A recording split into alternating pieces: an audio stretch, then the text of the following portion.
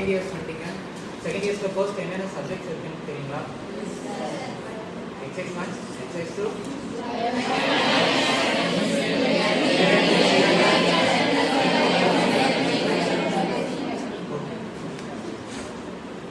So அதில் வந்துட்டு ஒரு பெரிய சப்ஜெக்ட் தான் வந்துட்டு என்னன்னு பார்த்தீங்கன்னா வந்துட்டு GMGS. அதுக்குள்ள என்னென்ன வரும்னா general medicine, general surgery, paediatrics and geriatrics. இது நாலும் சேர்ந்து ஒரே பேப்பர்ல இருக்கு. ஸோ அதில் ஒன் ஆஃப் த டாபிக் நம்ம கவர் பண்ண போகிறோம்னா வந்து பீடியாட்ரிக்ஸ். ஓகேங்களா? ஜென்ரலாக பீடியாட்ரிக்ஸ்னா என்ன? குழந்தைகளை பற்றி படிக்கிறது தான் வந்துட்டு பீடியாட்ரிக்ஸ்னு வந்து சொல்லுவோம். நார்மலாக ஏன் நம்ம பீடியாட்ரிக்ஸை தனியாக எடுத்து படிக்கணும்? எல்லா ஜென்ரலாக மற்றவர்களெல்லாம் படிக்கும்போது பீடியாட்ரிக்ஸ் அண்ட் ஜீரியாட்ரிக்ஸ் ஓல்டேஜை தனியாக படிக்கிறோம், அண்ட் பீடியாட்ரிக்ஸ் அதாவது நியூ பார்ன் பேபிஸை பற்றி தனியாக படிக்கிறோம். படிக்கிறதுல வச்சிருக்கீங்களா?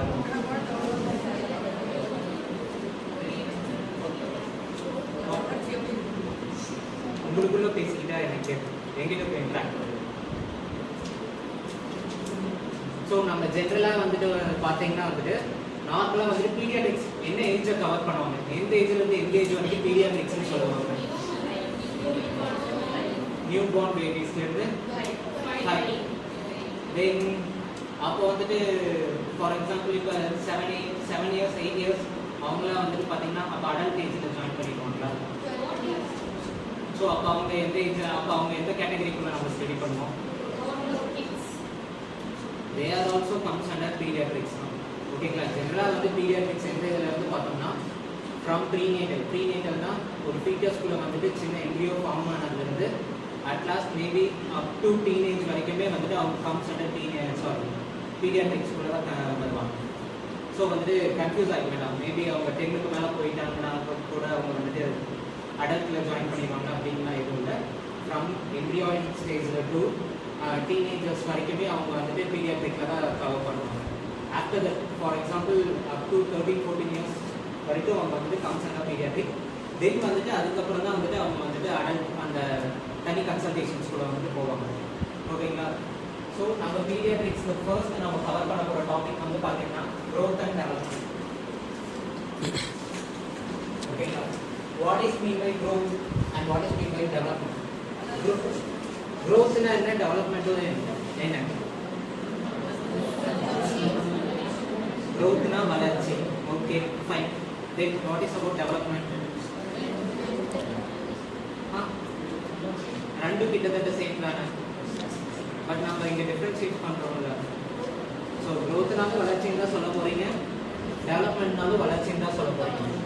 So what is mean by growth and what is mean by development?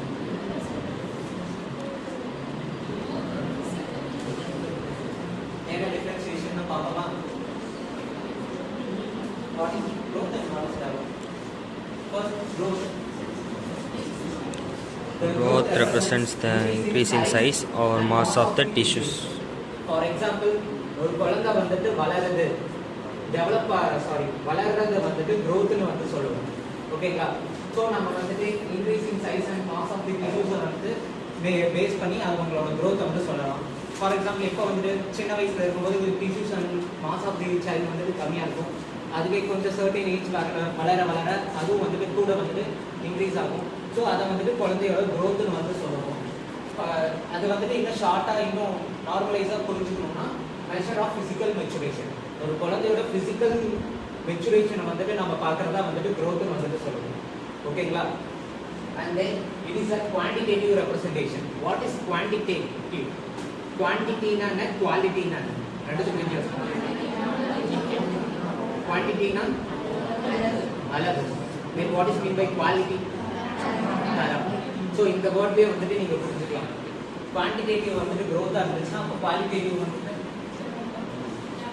Development. That's it. So what is டெவலப்மெண்ட்னா it drives acquisition of variety of skills for optimal functioning of individual. ஓகேங்களா? க்ரோத்னா வந்துட்டு குழந்தை வளர்றதை வந்துட்டு ஃபிசிக்கலாக வளர்றதை வந்துட்டு க்ரோத்னு சொல்லுவோம். அதுவே அந்த குழந்தை வளர நடக்கிறது, பேசுறது, இம்ப்ரூவ்மெண்ட், அந்த மாதிரி ஒரு ஃபிசிக்கல் ஆக்டிவிட்டியை வந்துட்டு இம்ப்ரூவ் பண்ணுறது வந்துட்டு டெவலப்மெண்ட். ஓகேங்களா? இப்போ டிஃபரன்சியேஷன் புரிஞ்சா what is mean by growth and what is mean by development. Second point வந்து பார்த்தீங்கன்னா it is the functional maturation of the child. Before growth நம்ம என்ன maturation பார்த்தோம்?